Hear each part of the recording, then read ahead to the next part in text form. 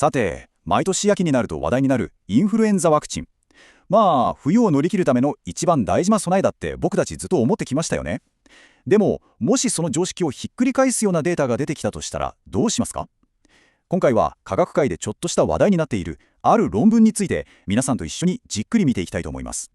今回はですね、まずインフルエンザってそもそもどれくらい大変なものなのかという基本から入って、そこから今回の論文の本当に衝撃的な結論、そしてじゃあどうやってその結論に至ったのか、その理由は何なのかを深く掘り下げていきます。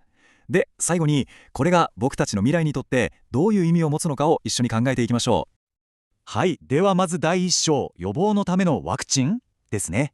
ここではインフルエンザがいかに深刻で毎年僕たちを悩ませる存在なのか、その基本から再確認していきましょう。まずこの数字を見てほしいんです。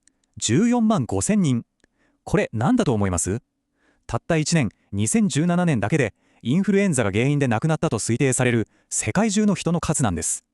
インフルエンザって決してただの風邪じゃないんだっていうのがこれだけでもはっきりわかりますよね。で、その大きな脅威に対して僕たちがずっと言われ続けてきたメッセージがこれです。毎年ワクチンを打つことが自分とそして周りの人たちを守るための最善の方法なんだと。もうこれは僕たちの共通認識と言ってもいいですよね。では第2章に進みましょう。冬の驚くべき発見。ここからが本題です。さっきの常識に真っ向から疑問を投げかける今回の論文の核心部分に迫っていきますよ。ちょっとドキドキしますね。これがその結論です。論文からそのまま持ってきました。インフルエンザの活動が活発な時期にはワクチン接種によってインフルエンザのリスクが優位に高まる。って思いません？リスクが下がるんじゃなくて高まる？そう、この一文こそが今回の話の全ての始まりなんです。しかもただ高まるっていう曖昧な話じゃないんです。具体的な数字も出ています。1.33 倍。言い換えると、インフルエンザがすごく流行っている時期に限って言えば、ワクチンを打った人の方が打ってない人よりもインフルエンザにかかるリスクが 30% も高かったということなんです。いや、これは衝撃的ですよね。で、この驚きのデータっていうのは別に机の上で考えた話じゃなくて、実際に2024年から25年の冬、まさにウイルスの最前線で働く何千人もの医療従事者の人たちをずっと追いかけ続けて分かったことなんです。さて、ここから第3章です。クリーブランドクリニックの研究の内側。一体研究者たちはどうやってこんな驚きの結論にたどり着いたんでしょうか。その研究プロセスを一緒に覗いてみましょう。まず誰がやったのか。アメリカの超一流医療機関クリーブランドクリニックのナビン・シュレスタさんという方が率いるチームです。そして対象にしたのがなんと5万人以上。ものすごく大規模な調査ですよね。しかも33週間、つまり8ヶ月近くにわたってデータを集め続けたんです。じゃあ具体的に何をしたのか。やり方はすごくシンプルなんです。まず5万人以上の人たちを追いかけます。で、その人たちがいつワクチンを打ったかっていうのを記録していく。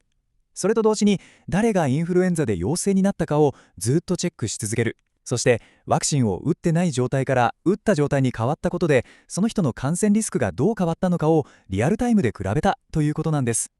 この研究のやり方、前向きコホート研究って呼ばれるんですね。これ何がすごいかっていうと、過去の記録を遡るんじゃなくて未来に向かって集団を追いかけるんです。だから原因、つまりワクチン接種と結果、つまり感染の前後関係をすごくダイレクトに見ることができる。信頼性がめちゃくちゃ高い方法なんです。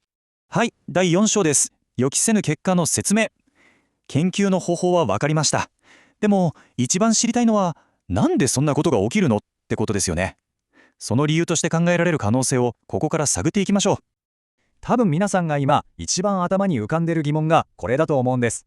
そう、ワクチンって予防するものなのに、なんでリスクが高まるなんてことがありえるのか。これにはですね、研究デザインの違いとちょっと面白い生物学的な理由、この2つが関係しているかもしれないんです。この結果を読み解く鍵の一つが研究のデザインの違いです。今回の研究は左側のコホートデザイン。集団全体をずっと追いかけて誰が病気になるかを直接見ています。一方、よく使われるのが右側のテストネガティブデザイン。これは病院に検査に来た人だけを見て、インフルエンザだった人とそうでなかった人でワクチンを打ってた人の割合を比べる方法なんです。でもこの方法にはワクチンを打った人も打ってない人も同じくらい病院に来るよねっていう大きな前提がある。もしワクチンを打った人の方がちょっとの体調不良でも念のためってすぐ検査に行くとしたら、結果に偏りが出ちゃう可能性ありますよね。そしてもう一つ、研究デザインの話だけじゃないんです。論文が指摘しているすごく興味深い生物学的なメカニズム、それが抗原現在っていう考え方です。抗原現在、ちょっと難しい言葉ですけど、簡単に言うと免疫系の最初の記憶に縛られちゃう現象のことです。人生で一番最初にインフルエンザウイルスに出会った時の情報が免疫システムの基本設定みたいに深く刻み込まれちゃうってイメージです。その結果何が起きるか、毎年ウイルスってちょっとずつ姿を変えて入ってきますよね。その時に僕たちの免疫系がゼロから一番いい防御方法を考えるんじゃなくて、古いファイルから一番最初の記録を引っ張り出してそれで対応しようとしちゃうことがあるんです。これが最新のウイルスに対してはかえって効率の悪い反応になってしまって感染リスクを高めてしまうんじゃないかと言われているんです。さて、最後の章です。インフルエンザワクチンの未来。この研究結果は僕たちの社会、そして公衆衛生の戦略にどんな問いを投げかけているんでしょうか。ここでものすごく大事なことを言わせてください。この研究はワクチンは意味ないとか打つべきじゃないって言っているわけでは決してありません。絶対に違います。むしろ今のやり方をより良くするために科学的なデータをもとにもう一回考え直してもっと改善していこうよっていうすごく建設的な問題提起なんです。この研究から僕たちが受け取るべきメッセージは大きく3つあると思います。一つは毎年のワクチンの効果を思い込みじゃなくてデータでちゃんと評価し続ける仕組みが必要だということ。2つ目は抗原現在みたいな免疫の複雑な問題を乗り越えるもっと賢い次世代のワクチン開発を急ぐべきだということ。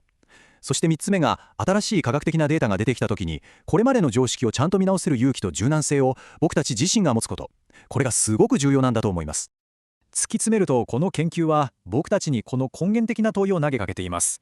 常に姿を変え続ける敵に対して僕たちの科学と戦略はどうすれば追いつき、そして追い越すことができるのか。今回の発見はその果てしない道のりの中でのすごく重要で、そして少しほろ苦い道しるべなのかもしれませんね。